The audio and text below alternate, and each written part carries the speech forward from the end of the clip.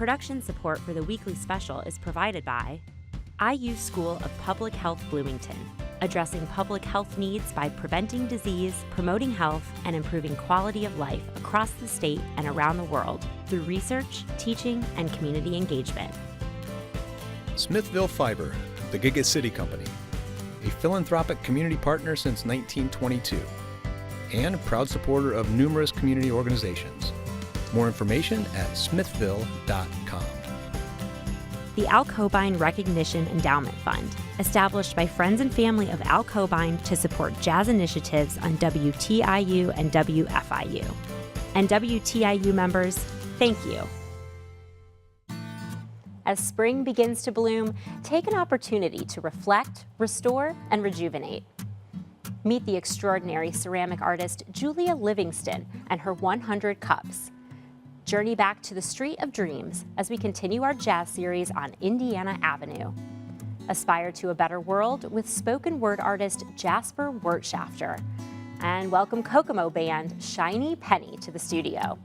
Embrace your own emotional spring cleaning tonight on the weekly special.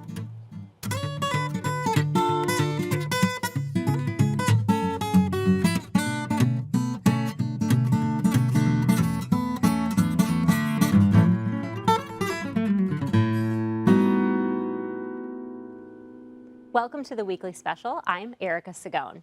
Around this time of year, we're reminded of the power of seasons, watching things become reborn before our eyes.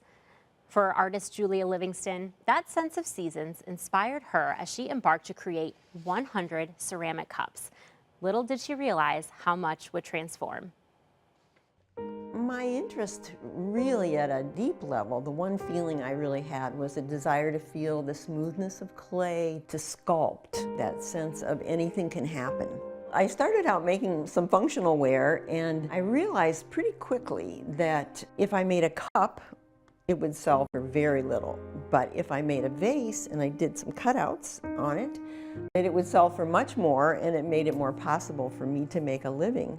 My draw to Art Nouveau is a love of nature and the fluidity in nature.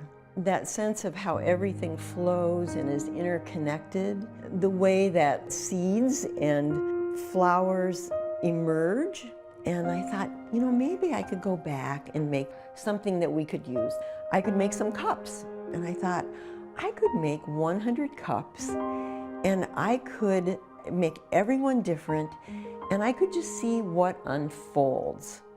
And so I set out to do that. I wanted to make something because I wanted to make it. But after 25 years of making pottery to sell, I really struggled with that. I sat down in front of a cup and I would go, well, what do I want to see? What do I want to see just because I want to see it? What do I want to make real? So then I started just encouraging myself.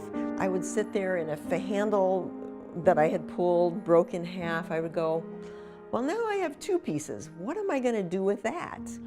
I noticed that after I got to about cup number 50, I started coupling what I wanted to see in the cups with events in my life.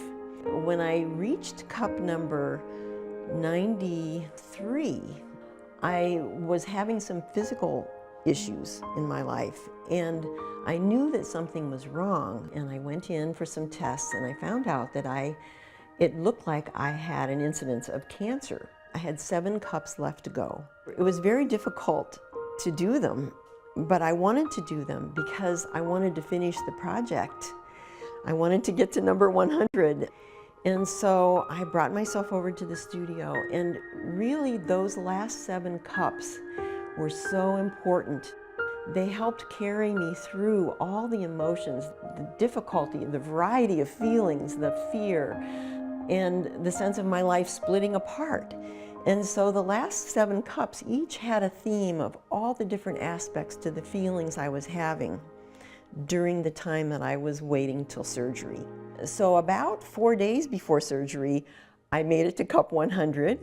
So I pulled a bunch of little points, and I was going to make a handle made out of points that came together. And then I put 3 of them on the cup, and I decided I'm stopping. This is the end point. So I named the last cup End Point. The cups helped me express the emotions that I was experiencing in coming to terms with cancer being part of my life and not knowing what would happen in the future. And so I was able to give a visual image of that through the form of the cup. When I come back over to the studio and visit the cups, I start at cup number 1 and I go along the shelves and I'll look at all the different cups. What comes back to me are all different parts of my life and what was going on in my life and how I was changing and growing. And so it really is a wonderful diary. It's a documentation of the creative process and of my creative process over those 2.5 years of my life unfolding. It means so much to me to have this project. I really have this urge to keep it with me, and I don't want to be separated from it. It's something I feel contains something so important for me, and I think it's been really healing to have it with me as I move forward. I want them to stay like this. And so I thought, well, because I want them to always stay together as a project, I really want to preserve them as a whole. How can I do that? So I had 100 birch boxes made, one for each cup, and the Hahn Mansion Museum in Lafayette, Indiana, is a museum of Indiana artists, and they collected my work for their Indiana Artists collection. What I'm hoping that others experience when they see the project is I want them to kind of actually literally walk from cup number 1 all the way through cup number 100. And I want them to experience a sense of change, a sense of something new happening. And within that, in their own lives, in their own self, in their own work, even if they're not doing artwork, to have a sense of trust that they are in a creative process, that they are unfolding, and to take some solace in that and some excitement from it too.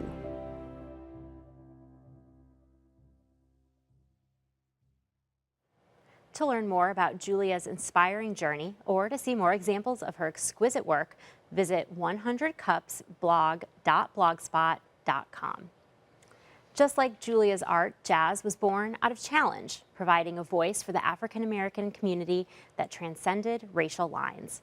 In the 1930s, jazz along Indiana Avenue continued to thrive, inspiring not just Indianapolis, but the country.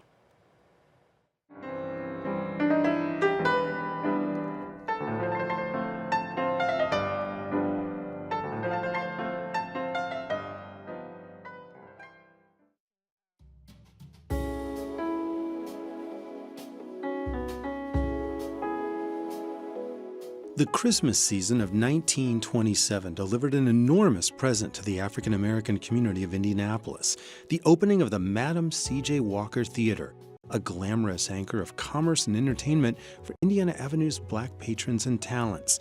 It was another sign that the Avenue was the place to go for Blacks in Indianapolis, and in the era of segregation, the only place. Walker had passed away in 1919, leaving her daughter to finish the magnificent structure that she had begun to develop. But at the dawn of the 1930s, 2 more entrepreneurs were building up the thriving life of the Avenue.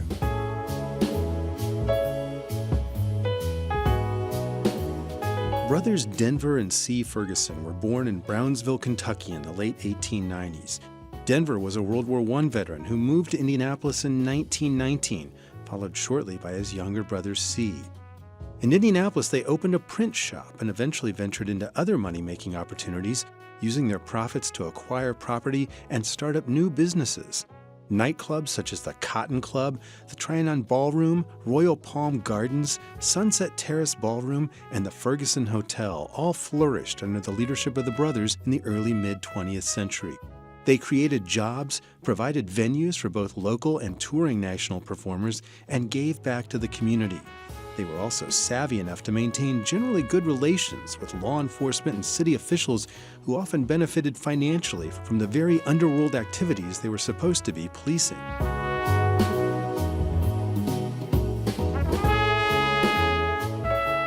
The brothers' promotional ambitions expanded beyond Indianapolis when they created the Ferguson Brothers Booking Agency, filling a void left by the 1930 collapse of the Theater Owners Booking Association. TOBA, as it was known, had promoted performances by black entertainers throughout the 1920s. In its wake, the Ferguson Brothers' new organization sparked the rise of the so-called Chitlin Circuit, a network of African-American performance venues that some scholars see as a key element in the birth of rock and roll. The circuit became a safe and acceptable way for black artists to travel and perform across the South during racial segregation. It also extended into the East and Upper Midwest, including the Apollo Theater in New York and theaters in Chicago, Detroit, and other urban centers, as well as the Madam C.J. Walker Theater in Indianapolis. Sam Cooke, James Brown, and Ray Charles were just a few of the notable artists who paid their professional dues playing the Chitlin Circuit.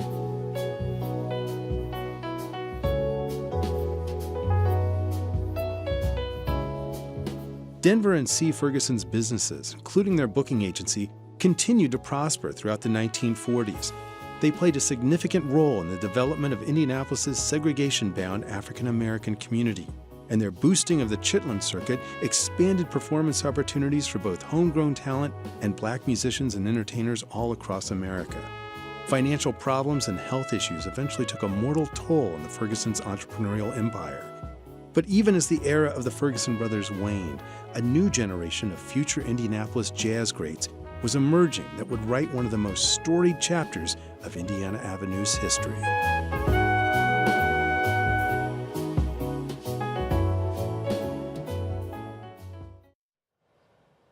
To learn more about jazz's incredible history in Indiana, go to WFIU's Nightlights program page, indianapublicmedia.org/nightlights. The Ferguson brothers' impact resonated because they provided a platform for minority voices.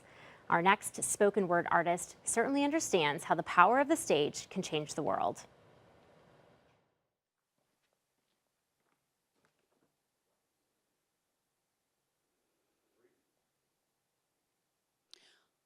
I imagine a parallel universe where everyone at my old middle school lunch table knew the word transgender, and we used it lovingly on ourselves. And in that universe, we cut ourselves less often. We felt afraid still, but we had a future more specific than imagining it gets better. In this parallel universe, we could imagine thriving at age 23. Another one of my old middle school friends just came out as trans, and almost all of us made it to 23. I wonder how much of us would still be alive if we'd just known the right words, when all we had was lesbians. We wore Doc Martens and held hands in the hallway. I wonder if there's a parallel universe where queer kids don't have to be so brave. I doubt it, but I know that there's a parallel universe where queer kids know they have a future to be brave for. I know this because there are kids in my hometown now who know the word transgender and use it lovingly on themselves. We cannot change the world. We can only build a better one, by which I mean we never get to live in it. I give up all hope of a better past. I do not call this forgiveness. I call this any word a synonym of queer joy. I call this the inverse image of a testosterone shot, of rebuilding the world in our image. And by trans, I do not mean transition. Before and after, across, no. I mean transmogrify, transect, transdimensional identity walkers, and by transition, transform. I do not mean ourselves. I mean the world. I mean, I want to build a world that can recognize itself in the mirror and smile. A world that promises trans kids everything. There will exist a parallel universe where trans kids know that they have a future. We never got to live in that universe, but we're building it.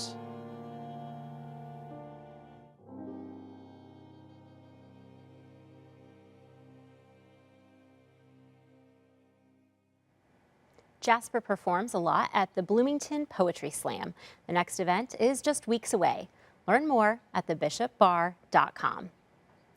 Well, in just a few years, Shiny Penny has gained an extensive following, playing for crowds of over 3,000 attendees, touring across the country, and continuing to impact listeners with their power and passion.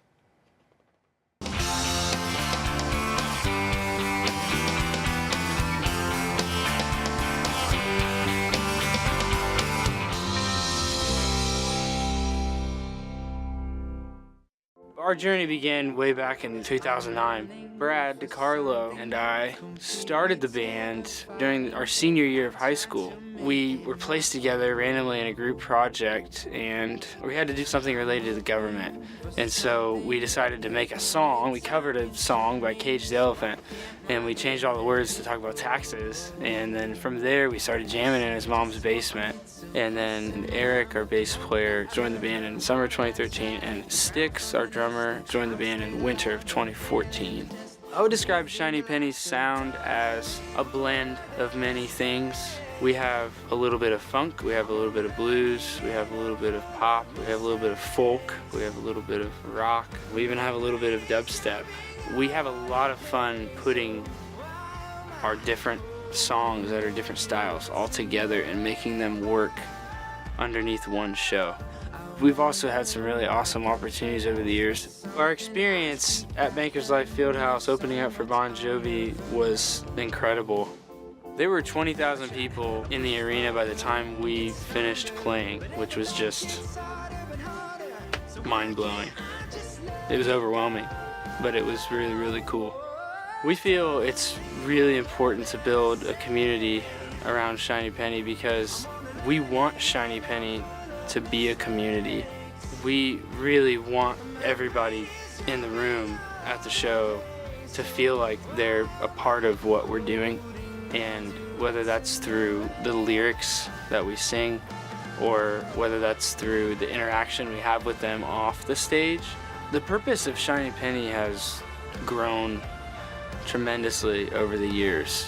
We're not a Christian worship type band, but we're a band made up of people who believe in God, and we've been blessed with opportunities to share that with people pretty much everywhere we go, which is the mission, the purpose, the reason why we're continuing to do it. When we first started out, we were just kids. This whole journey of becoming adults while being in a band, we still are in a position right now to where we feel like we're not done yet. What makes it worth it for us is just the experience that we've been given when we see the response from the people who are listening to our songs. Our fans encourage us to keep going. That's one of the biggest driving forces of what we do, to reach people, to touch people, to help people, and that's what keeps us going. And now, all the way from Kokomo, Shiny Penny.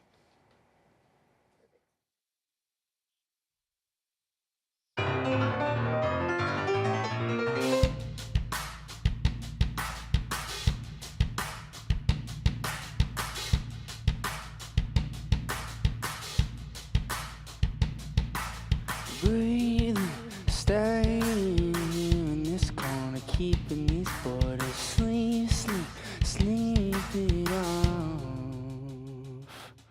Sheets, escaping everything over, make it look older. Sweeping, raking under the rug and keeping it stuck. Hold up, you gotta move, you gotta choose, you gotta shake the more. You gotta hope, you gotta lose, you gotta let it go. Well, every now and then I see things clearer, but now and then I forget what's clear. So take me, I take mine, I need another chance, I need another try. Take me, take mine. I give it all I have, leave everything behind. Give me the thunder, or make the time. Don't wanna give it up, I'm gonna make it right. Take me, take mine. Give me the promised land, give me the other side. Oh, come on.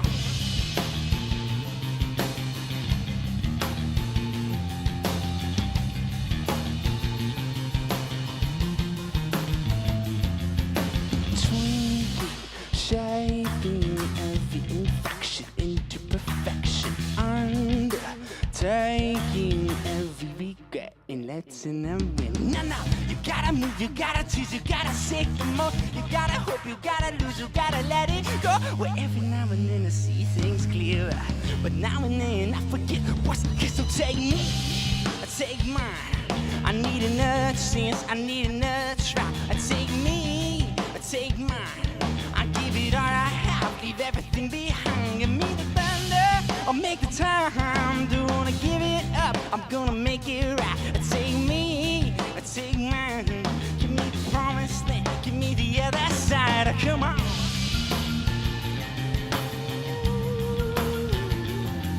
Come on.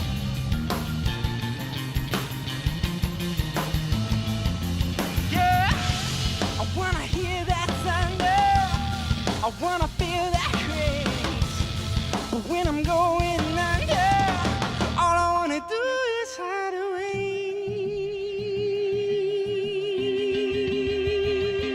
But no.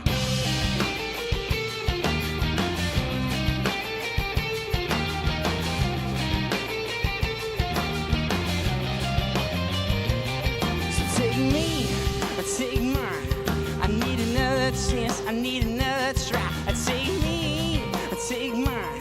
I give it all I have, leave everything behind. Give me the thunder, I'll make the time. Don't wanna give it up, I'm gonna make it right. Take me, take mine. Give me the promised land, give me the other side. Come on.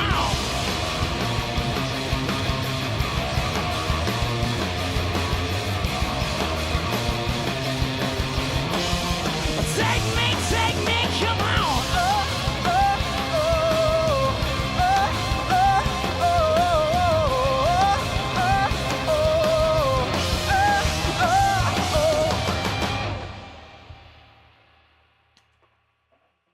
Shiny Penny will perform all across the Midwest this spring.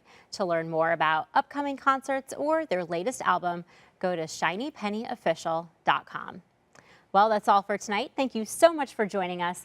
We hope you've been inspired to find your own voice. And once again, before we go, Shiny Penny. Good night.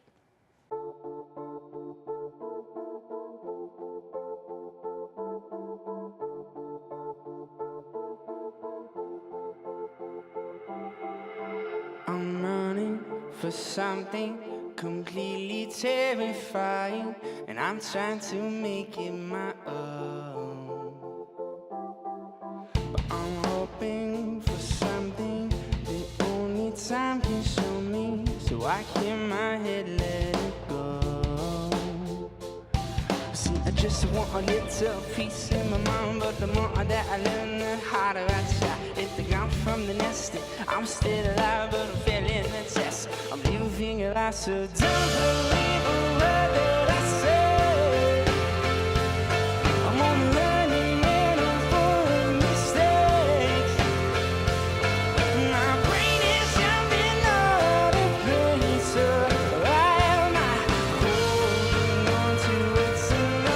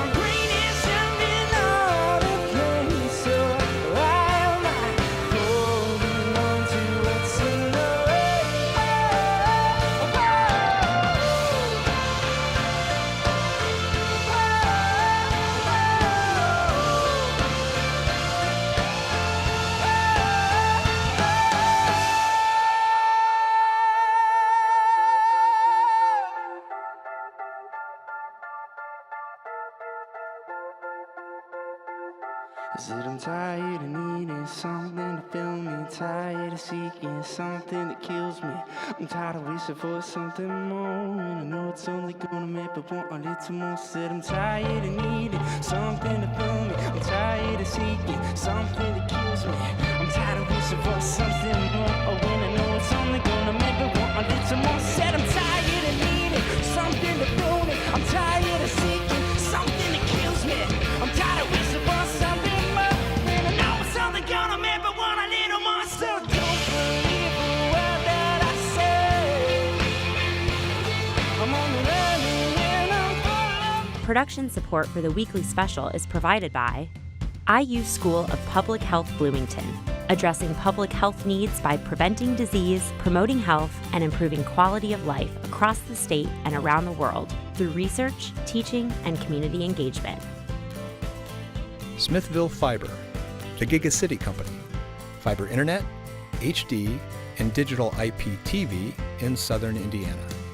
More information at smithville.com.